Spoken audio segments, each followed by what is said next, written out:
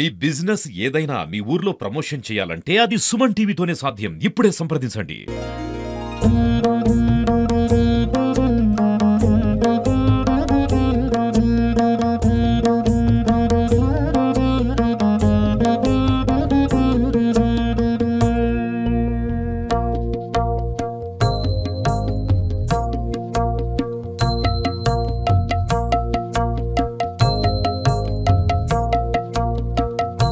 నా పేరు కత్తిమండ ప్రతాప్, శ్రీశ్రీ కళా వేదిక CEO. తెలుగు సాహిత్యాన్ని, తెలుగు సంస్కృతిని, తెలుగు కళలను, తెలుగు భాషను పరిరక్షించాలనేటువంటి ఉద్దేశంతో శ్రీశ్రీ కళా వేదిక చేస్తున్నటువంటి నిరంతర క్రతువులో భాగంగా ఈరోజు భద్రాద్రి కొత్తగూడెం జిల్లాలో 144వ జాతీయ శతాబ్ది కవి సమ్మేళనాన్ని ఏర్పాటు చేశాము. ఈ కవి సమ్మేళనానికి ఆంధ్ర, తెలంగాణ రాష్ట్రాలతో పాటు ఒరిస్సా, మహారాష్ట్ర, ఢిల్లీ తదితర ప్రాంతాల నుండి కూడా కవులు విచ్చేసి ఉన్నారు. మేము ప్రతి నెల ఒక్కొక్క జిల్లా ప్రాతిపదికన జాతీయ స్థాయిలో కవులను, కళాకారులను ప్రోత్సహించాలనే ఉద్దేశంతో కార్యక్రమాలు ఏర్పాటు చేస్తూ ఉంటుంటాము. ఈ సందర్భంగా 2025 డిసెంబర్ వరకు కూడా నిరవధికంగా కార్యక్రమాలు నిర్వహిస్తున్నామని తెలియజేసుకుంటూ, అక్టోబర్ నెలలో తాడేపల్లిగూడెంలో Guinness book of world record నేపథ్యంలో 2000 మంది కవులతో 48 గంటల పాటు ఒక ప్రత్యేక కార్యక్రమాన్ని ఏర్పాటు చేస్తున్నామని ఈ సందర్భంగా తెలియజేసుకుంటూ, ప్రతిభ మీదైతే పట్టాభిషేకం మాది అనేటువంటి నినాదంతో శ్రీశ్రీ కళావేదిక పనిచేస్తుంది. మట్టిలో మాణిక్యాలందరినీ వెలికి తీసి వారికి ప్రోత్సాహం అందించి నేర్చుకుంటున్నటువంటి కవిని రేపటి అతిథి కవిగా తయారు చేయాలనేటువంటిది శ్రీశ్రీ కళావేదిక ప్రధాన ఉద్దేశం. నా పేరు సురేష్ బాబు తోటమల్ల, జిల్లా పరిషత్ హై స్కూల్ తేగడనందు ఫిజికల్ సైన్స్ స్కూల్ అసిస్టెంట్గా పనిచేస్తున్నాను.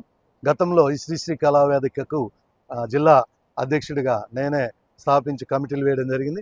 చక్కటి సంస్థ, ఎటువంటి లాభాపేక్ష లేకుండా చక్కటి కార్యక్రమాలు ఇస్తూ కవులను, యువ కవులను ముఖ్యంగా ప్రోత్సహిస్తూ ఎక్కడ తెలంగాణ, ఆంధ్ర రాష్ట్రాల్లో ప్రతి చోట జిల్లా కమిటీలు ఏర్పరచుకున్న ఏకైక సంస్థ డాక్టర్ కత్తిమండ ప్రతాప్ సారథ్యంలో అద్భుతంగా నిర్వహించబడుతుంది. ఏ కార్యక్రమం జరిగినా కవుల నుంచి ఒక్క రూపాయి కూడా ఆశించకుండా మంచి మంచి కార్యక్రమాలు నిర్వహిస్తూ ఈ కవులను ప్రోత్సహిస్తున్న ఏకైక సంస్థ. ఎన్నో వరల్డ్ రికార్డు సైతం సాధించడం జరిగింది. అందుకు శ్రీశ్రీ కళావేదికలో నేనున్నందుకు చాలా గర్వపడుతున్నాను. అలాగే ఇక్కడ ఈ వేదికనిచ్చినటువంటి మా పాలరాజు గారి మామూలుగా కూతురు మన వరలక్ష్మి మేడం గారికి కూడా ప్రత్యేక కృతజ్ఞతలు తెలియజేసుకుంటున్నాం. అలాగే ఏ కార్యక్రమం ఉన్నా సరే నేనున్నాను అని ముందుండే మన పాకాల దుర్గాప్రసాద్ గారు తండ్రి సమానులు.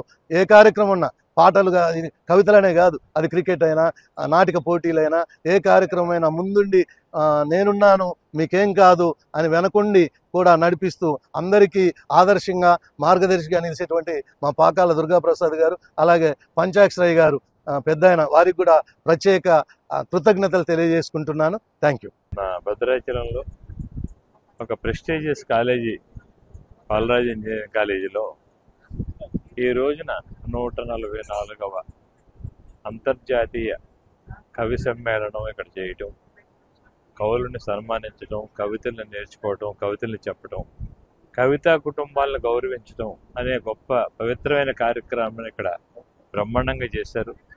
దానికి అధ్యక్షులుగా ఉన్న ప్రతాప్ గారు వాళ్ళ బృందం అంతా కూడా వచ్చి ఏమీ ఆశించకుండా కవుల కోసం, కవుల కుటుంబం కోసం, కళాకారుల కోసం వాళ్ళు చేస్తున్న కృషిని వారి వేదిక మీద చెప్తా ఉంటే మేమందరం కూడా నిశ్చేష్లమై చూస్తూ ఉన్నాం.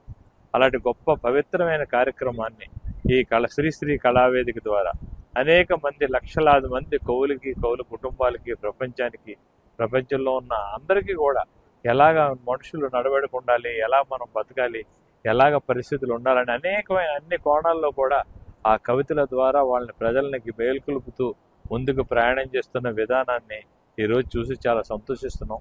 ఇలాంటి గొప్ప కార్యక్రమానికి, ఇలా పవిత్రమైన కార్యక్రమానికి, ప్రజల కోసం, ప్రజా ఉపయోగం కోసం, ప్రజల మనస్సును దోచుకుని ప్రజల్ని ఒక సన్మార్గంలో నడిపించే గొప్ప కార్యక్రమం ఈరోజు ఈ శ్రీశ్రీ కళావేదిక ద్వారా ఈ పాలరాజు ఇంజనీరింగ్ కాలేజీలో ఇంత ఘనంగా ఏర్పాటు చేయటం, అది సక్సెస్ కావడం మాకందరికి కూడా చాలా సంతోషంగా ఉంది. వారిని, ప్రతాప్ గారి టీంని, ఇక్కడికి వచ్చిన కవుల్ని, కవిత్రుల్ని, అతిథుల్ని అందరినీ కూడా హృదయపూర్వకంగా ఈరోజు అభినందిస్తూ సెలవు తీసుకుంటున్నాను. ఇలాంటి కార్యక్రమాలు అనేకమైన భద్రాచలంలో జరగాలని, ఎంతోమంది దీన్ని స్ఫూర్తి తీసుకొని మంచి మనుషులుగా మారాలని సందర్భంగా నేను కోరుకుంటూ సెలవు తీసుకుంటున్నాను. Thank you.